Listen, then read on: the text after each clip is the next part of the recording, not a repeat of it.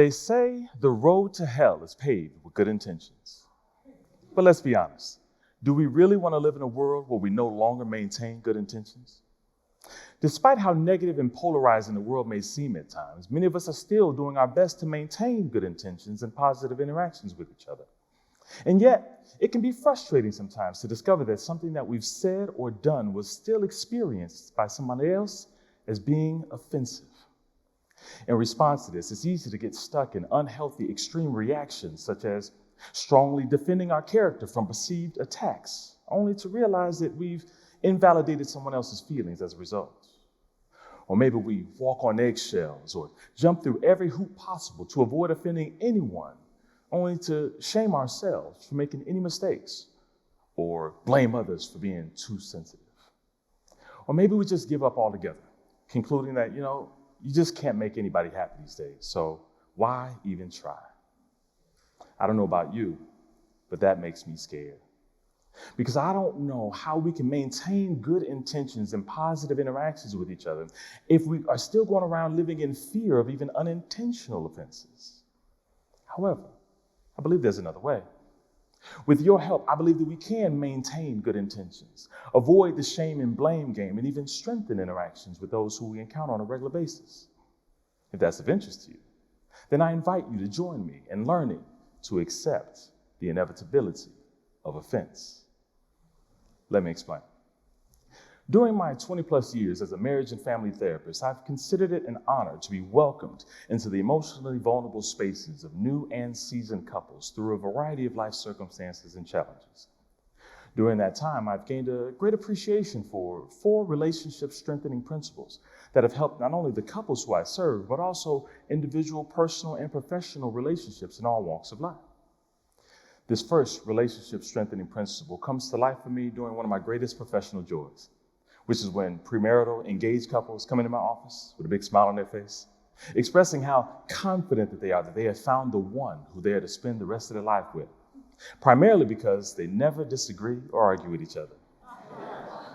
That's when I get a big smile on my face and I say, that is awesome. You guys are in the right place because I can help you fix that. Yeah. They get confused just like that. And they say, wait, what? You want us to argue and fight with each other? I reassuringly say, no. But I do want you to know that you can disagree with each other and still love each other. You can misunderstand each other and not conclude that maybe we weren't meant to be, or end the relationship prematurely due to seemingly irreconcilable offenses. You see, no matter how hard you try, we will all offend someone at some point in time in our lives. You know how I know? Because there's no absolute list of what's offensive and what's not.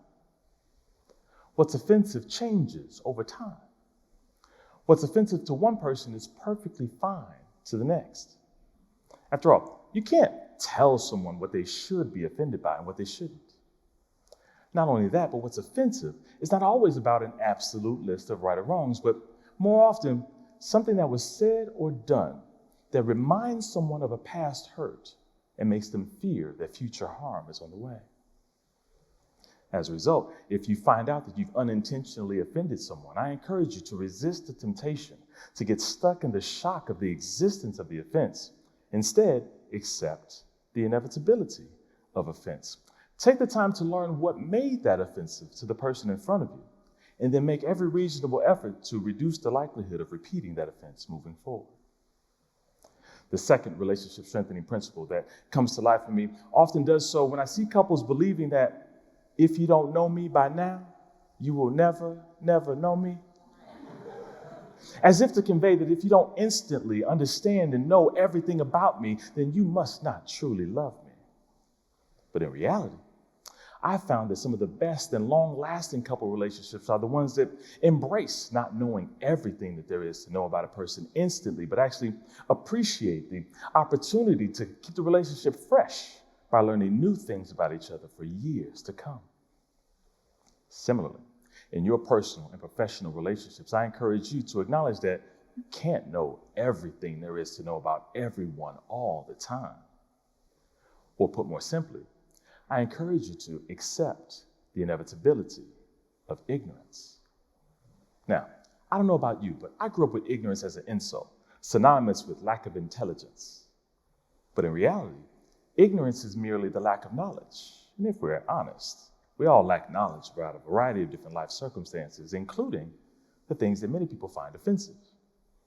However, I do fair warn you, if you are informed that you've unintentionally offended someone and the first thing out of your mouth is a justification for how you didn't know that it was offensive, it is emotionally reasonable for someone else to respond in frustration.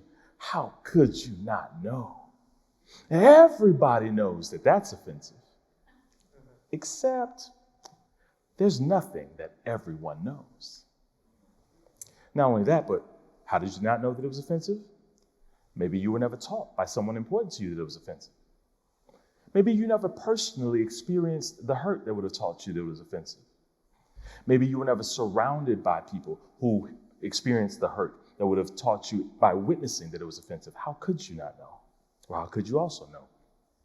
What makes this not just another insensitive, defensive excuse is that we can learn to accept the inevitability of ignorance as a temporary state, turning that accusation into an opportunity to reduce our ignorance by increasing our knowledge and using that knowledge to reduce the likelihood of the next offense moving forward.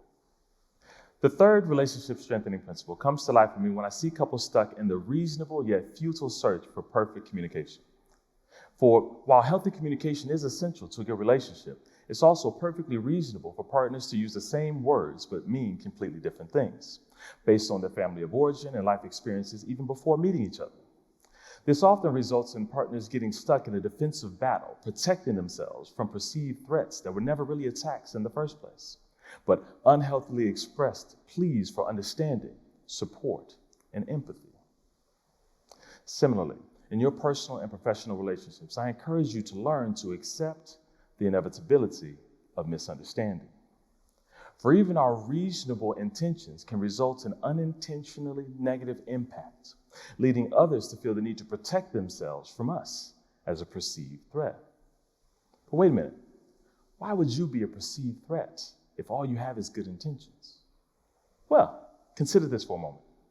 Consider the possibility that before their encounter with you, they experienced 9 times of someone else saying the exact same thing or doing the exact same thing that you did. But after each of those times, it was followed by a hurtful experience. Then you come along, the 10th person, to do or say that exact thing. Despite your reasonable intentions, it's also reasonable for them to see the pattern and to fear similar harm from you. It's because of this that if you find out that you've unintentionally offended someone, I encourage you to resist the temptation of getting stuck in the shock of the existence of the offense, and instead ask yourself, am I really being attacked?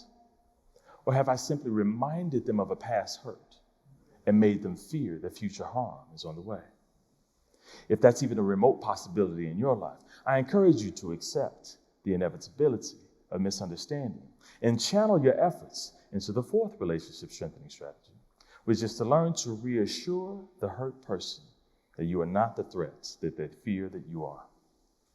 You see, when my couples get stuck in a defensive battle, protecting themselves from perceived threats and misrepresentations, what turns things around is not more explanations and justifications. It's instead when one or both partners can get to the point of saying, I see better than I did before your past hurts. I see the impact that they've had on your current unmet needs, and I want to come alongside of you to help make your future better than your hurtful past. Similarly, in your personal and professional relationships, I encourage you to look for opportunities to reassure a hurt person that you are not the threat that they fear that you are. How can you do this? Well, it can start with a verbal acknowledgement of the limitations of your intentions, recognizing that your intent does not always determine your impact. But some of you even here may actually resent intentions. But I find that many people don't actually resent intentions because they actually have a problem with good intentions, but more often because people have received the gift of good intentions being offered instead of what they really need, changed behavior. You can separate yourself from these experiences by making sure that your verbal acknowledgement of reassurance is always followed by meaningful behavioral change, showing that your commitment is more than just words, but action, showing to make their future better than their hurtful past. Now, I'm not really here to tell you one more thing that you should already be doing, but might not be doing.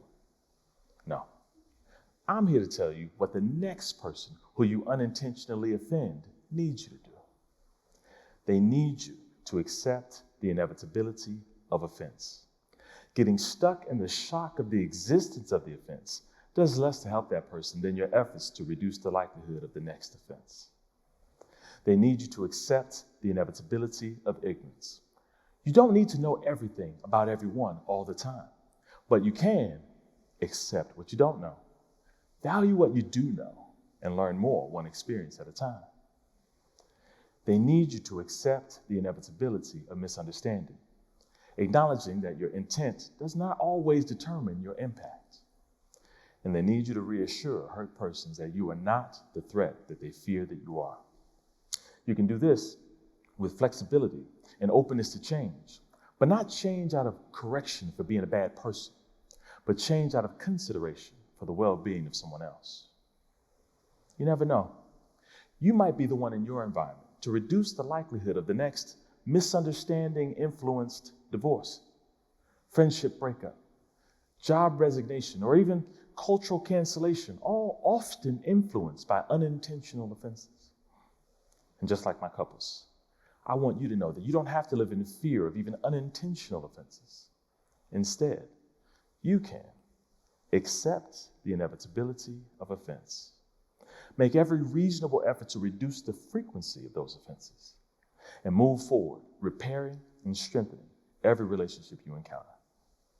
Thank you.